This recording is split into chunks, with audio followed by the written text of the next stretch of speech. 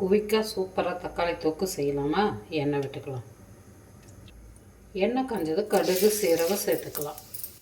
கடுகு பொரிஞ்சதை பொடியாக கட் பண்ணி வெங்காயம் சேர்த்துக்கலாம். வெங்காயம் பொன்னிறமாக நல்லா வதக்கி விட்டுக்கலாம். வெங்காயம் கண்ணாடி பதம் வந்ததும் பூண்டு, கருவேப்பிலை, பச்சை மிளகாய் சேர்த்துக்கலாம். பூண்டு பொடியை கட் பண்ணி சேர்த்துக்கலாம், தட்டியும் சேர்த்துக்கலாம். எல்லாத்தையும் பொன்னிறமாக வதக்கி விட்டுக்கலாம். வெங்காயம் நல்லா சுருண்டு வதங்கிடுச்சு. கட் பண்ணி வச்சப்ப தக்காளி சேர்த்துக்கலாம். தக்காளி சேர்த்துட்டு நல்லா வதக்கி விட்டுக்கலாம். டீ அதிகமாகவே வச்சு வதக்கி விட்டுக்கலாம். கல் உப்பு சேர்த்து கலந்து விட்டோம்னா தக்காளி சீக்கிரமாக வதங்கிடும். தேவையான அளவு உப்பு சேர்த்துக்கலாம். இதில் தண்ணிலாம் எதுவும் ஊற்ற வேணாம். நல்லா ஒரு 10 நிமிஷத்துக்கு தக்காளியை வதக்கி விட்டுருக்கோம். உப்பு போட்டதுமே நல்லா தக்காளி குழஞ்சி வந்திருக்கு. இந்த சமயத்தில் காரெல்லாம் சேர்த்துக்கலாம்.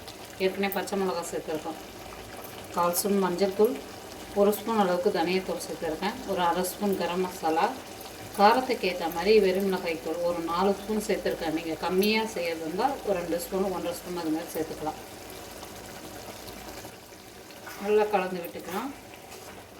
தண்ணியெலாம் விட வேணாம். தக்காளியில் இருக்கிற தண்ணியே நல்லா சுண்டி வற்றி வர வரைக்கும் நல்லா கலந்து விட்டுக்கலாம். நம்ம ஊற்றின எல்லாமே மேலே தெரிஞ்சு வரும்.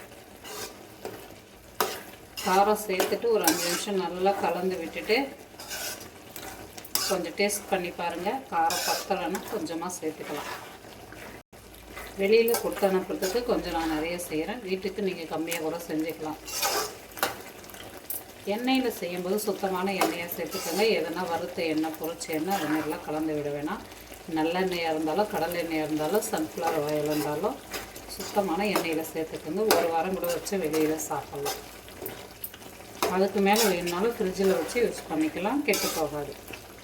நல்லா 10 நிமிஷத்துக்கு ஹை ஃப்ளேமில் வச்சு கலந்து வச்சாச்சு. இப்போ மீடியமான தீ வச்சு கொதிக்க விட்டுக்கலாம்.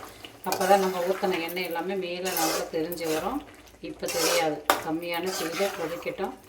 ஒரு 10 நிமிஷம் அப்படியே இருக்கட்டும், பார்க்கலாம்.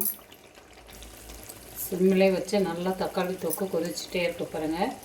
அதில் இருக்க தண்ணி எல்லாமே சுண்டிட்டு நம்ம ஊற்றின எண்ணெய் எல்லாமே மேலே தெரிஞ்சு வரும். இது மாதிரி இருக்கும்போது தான் நம்ம வெளியில் வச்சுருந்தா கூட பொருள் கெட்டு போகாது. அந்த ஊற்றின எண்ணெய் மேலே இருக்கும்போது எந்த பொருளும் அவ்வளோ சீக்கிரம் அந்த பூரணெல்லாம் எதுவுமே வராமல் இருக்கும். நல்லா மேலே எண்ணெய் எப்படி தெரிஞ்சு வந்திருக்கு பாருங்கள்.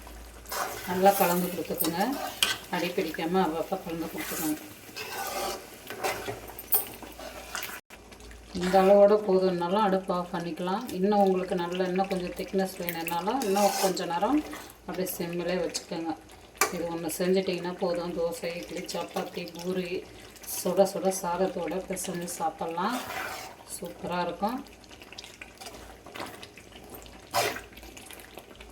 இன்னுமே வரும் நாட்கள் தக்காளி விலைலாம் கொஞ்சம் கம்மியாக தான் இருக்கும். வாங்கி நீங்களும் இதை மாதிரி செஞ்சு பாருங்கள். இந்த வீடியோக்கு மறக்காமல் ஒரு லைக் போட்டு கிராமத்து இளவரசி சேனலையும் சப்ஸ்கிரைப் பண்ணிக்கோங்க.